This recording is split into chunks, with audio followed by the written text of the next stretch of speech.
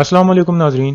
पिछली की स्कैन पर आपने देखा कि कारा जैसर किले में कमांडर आरिस पहुंच चुका था, जिसको शहनशाह ने तुर्कों के साथ मुज़ाकरात के लिए भेजा था।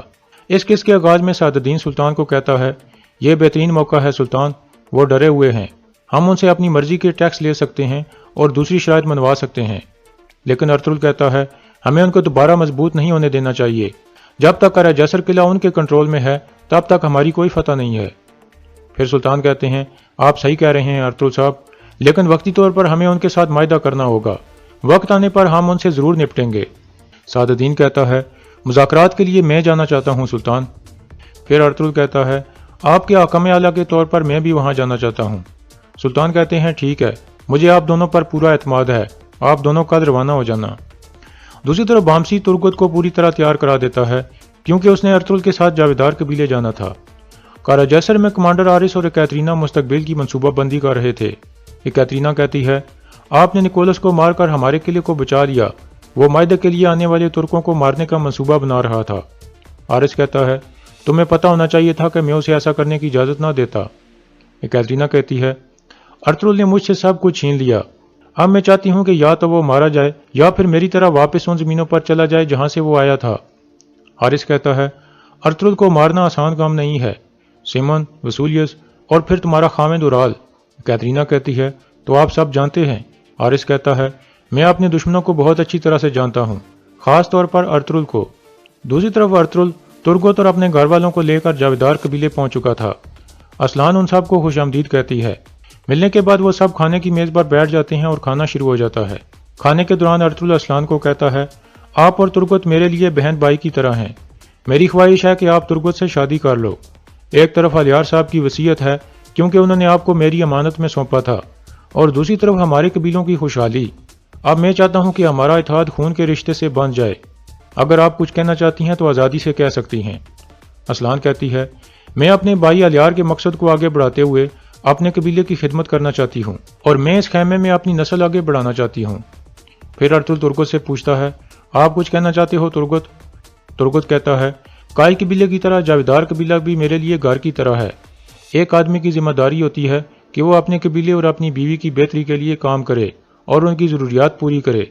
फिर असलान कहती है, मैं भी अपनी ज़िंदगी उस आदमी के लिए वक्फ करती हूँ जो मेरे कबीले की भलाई चाहता है, मैं ये रिश्ता कबूल करती हूँ। ये सुनकर सब खुश हो जाते हैं और दोबारा खाना खाने लगते हैं।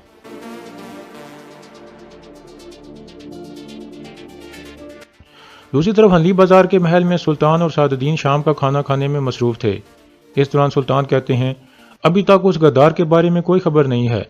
सादुद्दीन कहता है, हमने पूरी कोशिश की है लेकिन कोई मालूमात नहीं मिल सकी, लेकिन मैं एक और चीज़ के बारे में ज़्यादा फिक्रमंद हूँ। सुल्तान पूछते हैं, किसके बारे में? सादुद्दीन कहता है, मंगोलों के बारे में। मेरे ख्याल में मंगोलों से निपटने के लिए आपको अर्तुगरुल को वहाँ भेज देना चाहिए, क्योंकि हम सबसे ज़्यादा वो मंगोलों को जानता है। सुल्तान कहते हैं, इस तरह हमारी ये वाली सरहद कमज़ोर हो जाएगी। सादुद्दीन कहता है, इस इलाके को मैं देख लूँगा, मुझे उम्मीद है कि मैं अर्तुगरुल साहब की कमी पूरी कर दूंगा। सुल्तान कहते हैं, कल मैं इस बारे में अर्तुगरुल साहब से बात करूंगा, और जहां तक असलान खातून की बात है, वो अपने कबीले की सरदार बनकर लोगों की खिदमत करना चाहती है, तुम बिल्कुल भी उसके रास्ते में मत आना। यह सुनकर सादुद्दीन कुछ परेशान हो जाता है।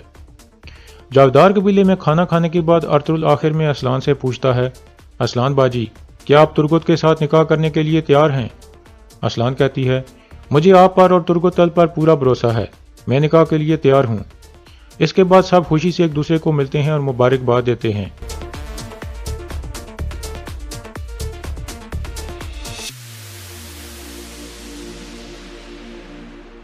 दूसरी तरफ सादुद्दीन अपने कमरे में बैठकर असलान के बारे में सोच रहा था कि उसने मंगनी तोड़ दी।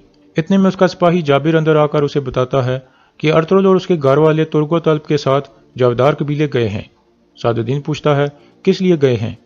जाबिर कहता है, इस बारे में हमें नहीं पता।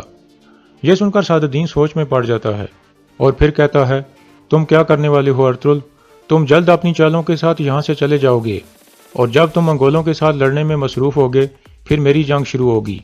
काई कबीले में बामसी तुर्गत की खुशी में अपने चंद साथियों की दावत करता है। अफसा उनके लिए खाना तैयार करती है, जिसे खाकर वो बहुत लुत्फ़अंदोज़ होते हैं और खाने की बहुत तारीफ़ें करते हैं। आखिर में बामसी कहता है, खा लो, कल हम कारा जैसर की तरफ जा रहे हैं। इसके बाद अगला दिन शुरू हो जाता है। کارا جیسر میں کمانڈر آرس سلطان کی طرف سے آنے والے آدمیوں کے انتظار میں تھا اور دل میں کہتا ہے، آؤ ارطغرل، اور اپنی کمزوری دکھاؤ اور اپنے خاتمے کے لیے تیار ہو جاؤ۔ اتنے میں ایک سپاہی اندر آ کر کہتا ہے، جناب، امیر سعد الدین اور ارطغرل صاحب آئے ہیں۔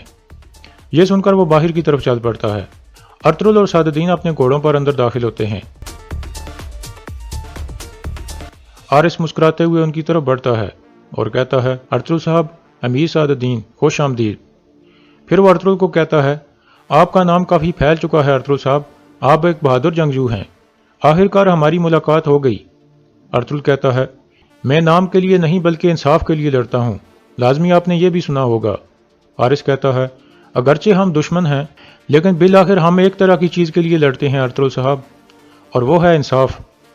میں ہمیشہ بہادر دشمن کی عزت کرتا ہوں اور آپ ان میں سے ایک ہو۔ ارطغرل کہتا ہے، ہمارے مقاصد دن اور رات کی طرح مختلف ہیں۔ جسے آپ انصاف کہتے ہو میں اسے ظلم سمجھتا ہوں، اور میں ظلم کو اپنے قدموں تلے رونٹ ڈالتا ہوں۔ آرس کہتا ہے، دیکھو، ایک اور چیز ہم میں ایک جیسی ہے، ظالم کے خلاف بے رحمی، ہمارا ساتھ اچھا رہے گا۔ پھر آرس سعد الدین کو کہتا ہے، نکایا میں آپ کے بارے میں بہت باتیں ہوتی ہیں، آپ کی چالاکی لاجواب ہے۔ سعد الدین کہتا ہے، بہت اچھے، پھر تو آپ لازمی جانتے ہوں گے کہ میں یہاں سے خالی ہاتھ واپس نہیں جاؤں گا۔ پھر وہ سب اندر کی طرف چال پڑتے ہیں۔ جاویدار قبیلے میں اسلان جرگے کے آدمیوں کو بتاتی ہے کہ میں نے سعد الدین کے ساتھ منگنی توڑ دی ہے اور کائی قبیلے کے ترک طلب کا رشتہ قبول کر لیا ہے۔ یہ رشتہ دونوں قبیلوں کے لیے اچھائی لے کر آئے گا۔ آپ اس فیصلے کے بارے میں قبیلے کے لوگوں کو بھی آگاہ کر دیں۔ کارا جیسر میں آرس کہتا ہے، مجھے شہنشاہ نے آپ کے ساتھ مذاکرات کرنے کا مکمل اختیار دیا ہے۔ اتنے میں کیترینا بھی آ جاتی ہے۔ آرس کہتا ہے، کیترینا کو شہنشاہ نے اس ملاقات میں شرکت کا خصوصی اختیار دیا ہے۔ اس کے بعد وہ سب آمنے سامنے کرسیوں پر بیٹھ جاتے ہیں۔ کیترینا کہتی ہے، ہماری پیشکش آپ کے اور ہمارے سپاہیوں دونوں کو محفوظ رکھے گی۔ ہمارے شہنشاہ صلح کی خاطر رقم ادا کرنے کے لیے تیار ہیں۔ پھر آرس کہتا ہے، ہمارے شہنشاہ ہر سال 1.5 لاکھ سونے کے سکے اور 2 لاکھ چاندی کے سکے سلجوق ریاست کو ادا کریں گے اور تجارت کا بھی کچھ حصہ دیں گے۔ یہ سن کر سعد الدین کہتا ہے، بہت اعلیٰ، آپ کو پتہ چلے گا کہ ہمارے سلطان کتنے رحم دل انسان ہیں۔